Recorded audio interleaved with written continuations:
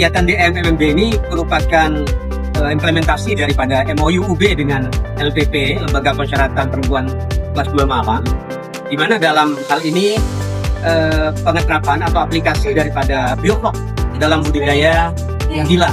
Nah, kekhususannya di sini, saya kira masyarakat sudah biasa dengan bioflok ini, tapi di sini kita menggunakan strain Braja namanya, yaitu strain nila yang dihasilkan oleh Braja yang coba kita sosialisasikan kepada masyarakat, termasuk di lapas.